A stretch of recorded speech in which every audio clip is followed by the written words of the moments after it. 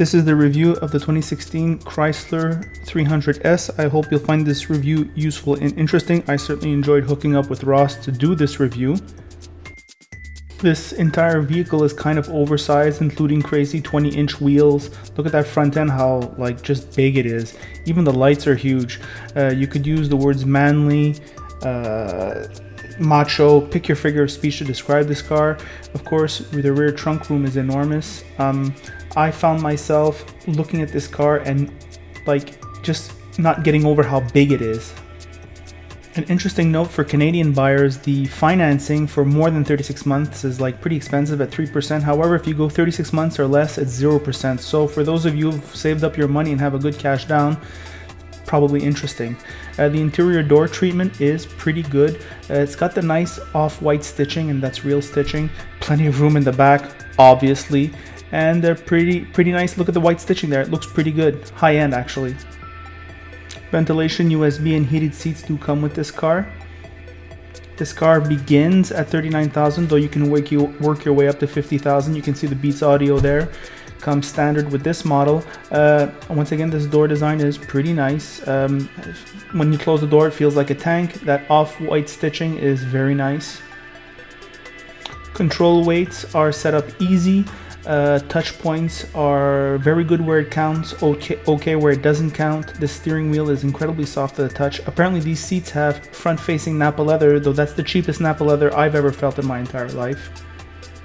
A note on the ride, this comes with the performance suspension, which feels like a normal suspension, so the normal suspension I suspect must feel pretty boat-like. These are very comfortable seats. You can sit in them for hours and you'll be comfortable. The seat controls did feel cheap to the touch. Once again, for comparison, I'm 5'9". I felt great in that car. The infotainment is class leading in terms of ease of use. I mean, an ape could use it without you teaching it anything. It's hardly an exaggeration. As I said before, the control weights are super easy. Noise, vibration, harshness is inexistent, as with all new cars, and this one is very quiet on the highway. This engine is the V8. It does pretty good fuel economy, 14.8 in the city, 9.3 on the highway, though we got 7.4 on the highway. That's amazing. The 6-cylinder can go down to 12.4 and 7.7. 292 horsepower and 363 horsepower for the V8.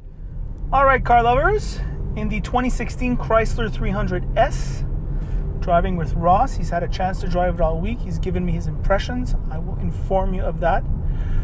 On the move, this car is really kind of like reminiscent of a time where there were big V8s with rear-wheel drive.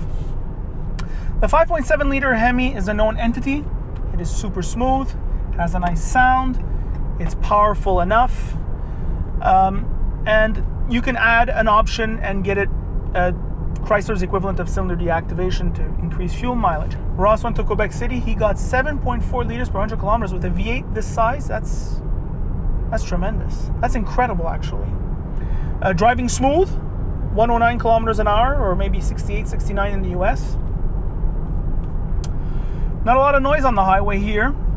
It's obviously a highway tracking car, this big car.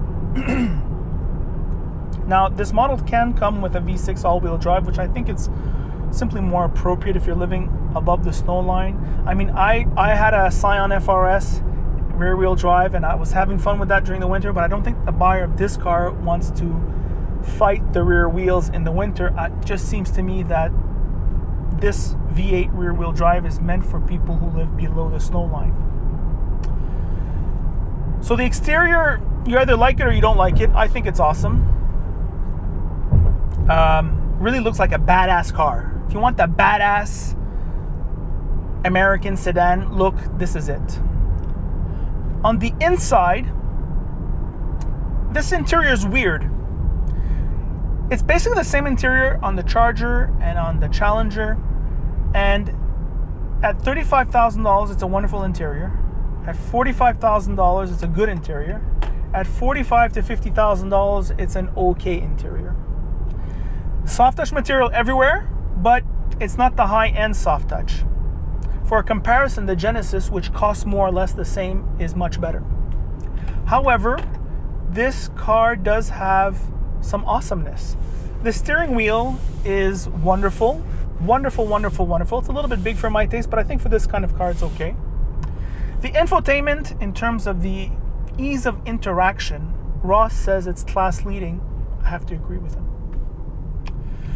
The dials are cute. They have a relief. There's a nice blue light. It kind of looks high-tech. The infotainment screen in the middle, not infotainment, but the information screen in the middle has a nice, clear resolution. It's the goods here. The driver interfaces are top-notch. You quickly get used to the rotary automatic transmission for your inputs. It's a niche car. Not a lot of people are going to be looking for this kind of car, but for the few people who do look for this kind of car, I find it's pretty good. The seat comfort is, how was it over 2 hours? Good, bad, medium?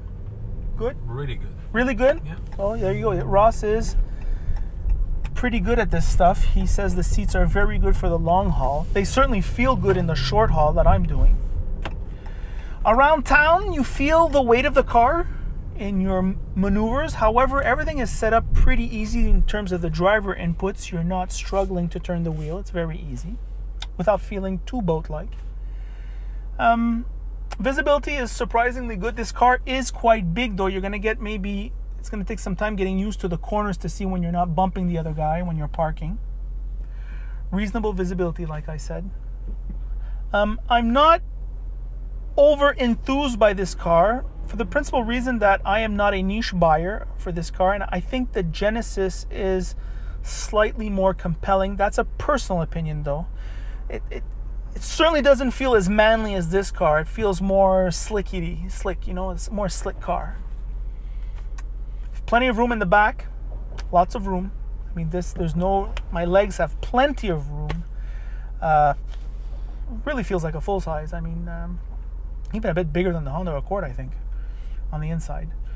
So that is pretty much the review. Oh, and the sound system, the Beats sound system, is audiophile quality, great sound. I mean, this car is very easy to live with. I mean, the Chrysler products have gotten so much better over the years, and they've got to continue. They can't stop here. So that is my review. Is it recommendable? If you're this type of niche buyer, certainly is, for the lease at least. I don't know about the long-term reliability.